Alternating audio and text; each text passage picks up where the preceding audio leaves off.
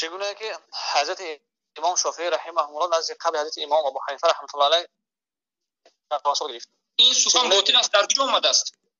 لا حول ولا قوه الا بالله العلی العظیم. در نزد شما باطل باشه، در نزد ما شما از دین صحبت میکنید و ما بگویید که در کجا آمده است. من به شما در بالای آیات صحبت میکنیم. آیات نمیدونید، آیات نمیدونید چی بوده، آیات نمیدونید، صحبت گوش کو صحبت که اسم زایدی آیات شما محمد صلی الله علیه و سلم گفتن لا تجعلوا قبری عیدا. در حدیث دیگر گفتن، حدیثی که صحیح است امام مسلم در مسند امام احمد اوناس گفتن لا تجعلوا قبری وثنا يعبد. قبری من همچون مثلا قرار ندید، عید قرار ندید. و معروف است که دعا عبادت است. الله لا حول ولا قوه الا بالله. من شما گفتم که شما ولی آیات قسم آیات نمیدونید چه آیات تفسیر داره، آیات شرح داره، آیات نمیدونید شما چی به تحقیر آیات ما چی بدونید خود میدونیم. به تحقیر درسته. شما دلیل بیار که در گوجو استغاثه یا که وسیله گرفتن مرده جایز گفته شده است. کی میگوید و در گوجو کدام علما و در کدام کتاب؟ من آیت دارم که این سخنی که تو میگویی شرک اکبر است.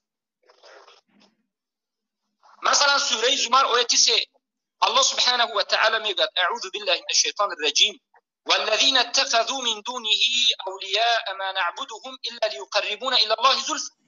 اونهایی که بجز الله قبرها و دیگر چیزها را اولیای خود گرفتند میگفتند که ما اینها را عبادت نمیکنیم بلکه اینها را وسیله قرار میدیم بین خود و بین الله.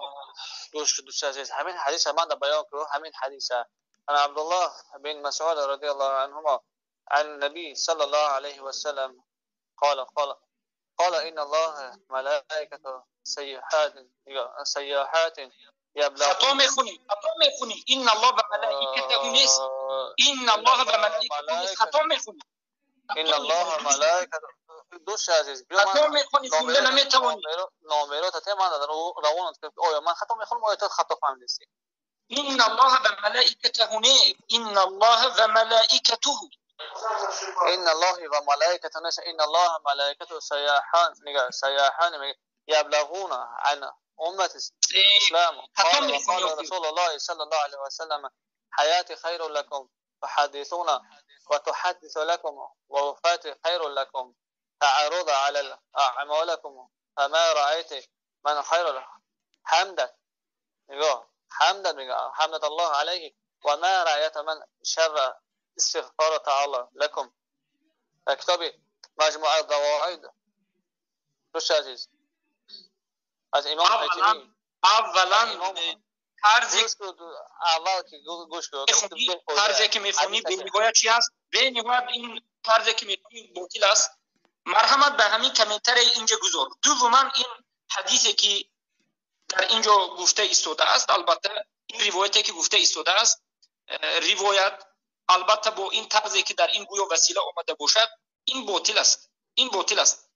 این چنین روایت نیست. همه این چنین روایت هایی که به وسیله گویا که این صوفی ها و مشرکان میارن این باطل است و حتی یعنی خوندن نمیتواند که چی بوده است. ما بیاید میگیم که کسایی که وسیله میگیرند قبر پیامبر صلی الله علیه وسلم، قبر اولیاء میگن، قبر صالحین، قبر کسی رو بین خود و بین الله واسطه میگیرند، دلیل اصلا نه از قرآن نه از سنت نه از صحابه نه از یگان امام ندارند و همه سخنشون باطل است و اینها کذابند. اولا. دوما بارک الله فیکم، شرکی که عرب میکرد، شرکی که ابو جهل، شرکی که ابو لهب، ابو طالب و دیگر مشرکین قریش میکرد و پیامبر صلی الله علیه و سلم برای اونها میگفتند که شما مشرک توبه کنید، این کارتون شرک است. این چگونه شرک بود؟ برای هم بین خود و بین الله واسطه میگرفت.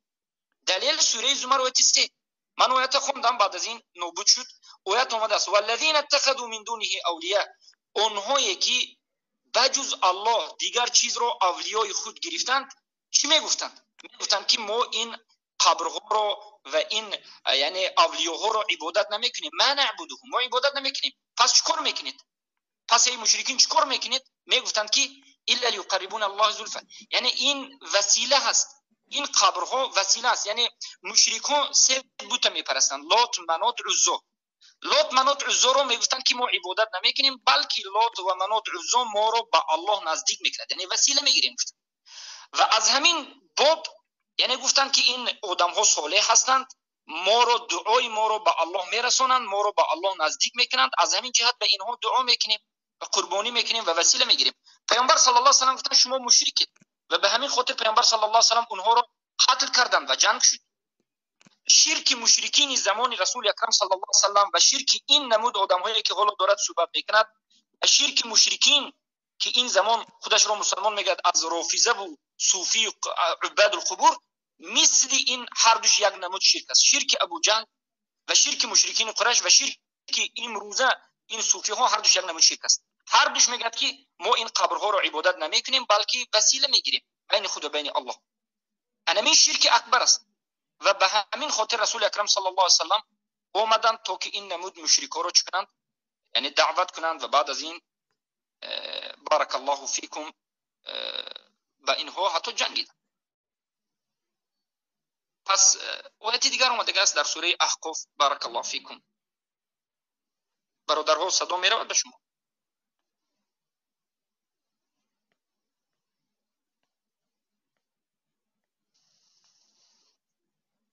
صدای ما می رود برادرها؟ السلام علیکم و رحمت الله و برکاته. بله بله ابا محمد.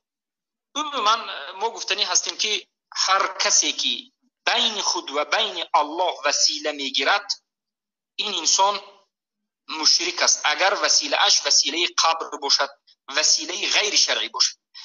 بارک الله فیکم. وسیله شرعی سه چیز است، در سه جا وسیله گرفتن جایز است. خود الله میگه ولله الاسماء الحسنى فادعوه بها.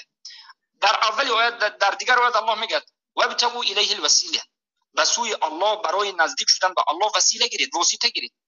و در آیت دیگر میگه که الله نامهای حسنا دارد، پرمعنا، زیبا، کامل، شفا بخش. همین نامهای الله رو وسیله گیرید. چگونه وسیله میگیرید؟ میگه که ای الله تو رحمان و رحیم هستی، مرا رحم کن. تو رزاق هستی، به من رزق بده. تو بخشنده هستی، مرا ببخش.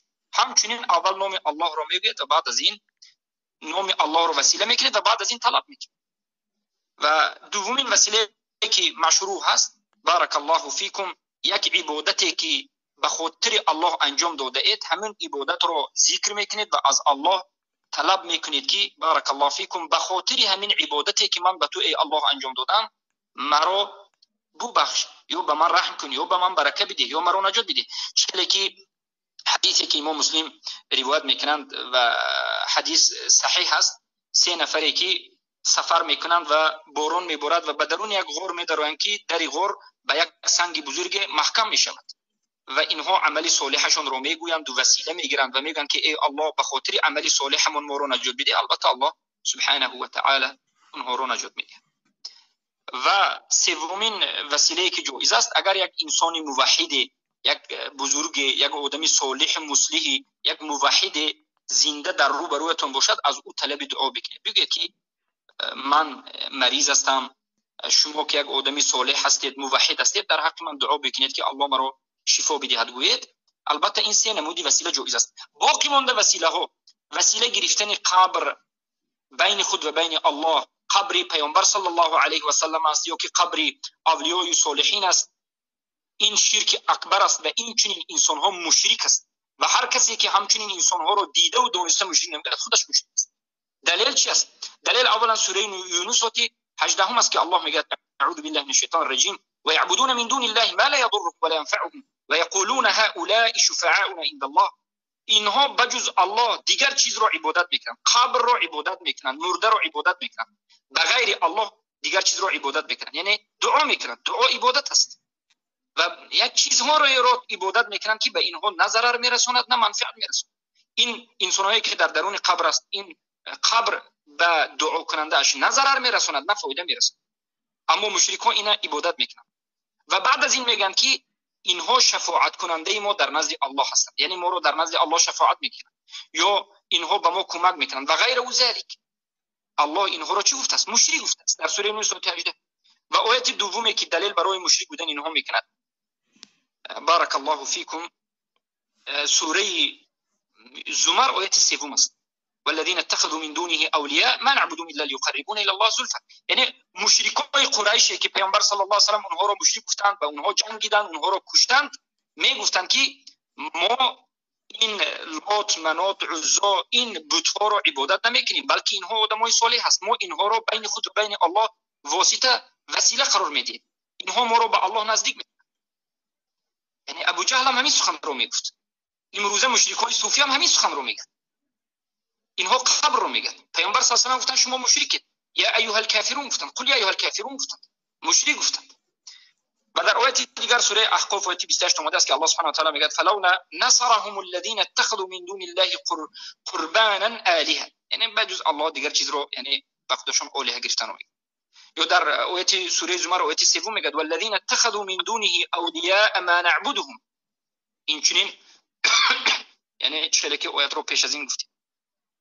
پس برادرهای عزیز باید بدانید که الله سبحانه و تعالی میگوید و من یدعو مع الله الها آخر لا برهان له به فانما حسابه عند ربه انه لا يفلح الكافرون. هر کسی که بجز الله چیزی دیگری رو دعا بکند، بین خود و بین الله وسیله قرار بدهد، شفاعت کننده قرار بدهد، پس حساب کتاب این در نزد الله است. خود الله به این چنین انسان‌های حساب کتاب میکند و الله این چنین کافرهای را نجات نمیدهد. یعنی الله خودش این را کافر گفته است. بارک الله فیکم. پس الله در سوره اسراء آیه 57 هم میگه اولئک الذین یدعون یبتغون الی ربهم الوسیله ایهم اقرب ويرجون رحمته ويخافون عذابه ان عذاب ربك كان محذورا. و آیات‌های زیادی دیگر اومده است که کسایی که قبر میپرستند، قبر وسیله میگیرند، در روز قیامت اینها شرمنده میشوند. یعنی همون صاحبای قبر اینها انکار میکنند. بارک الله فیکم.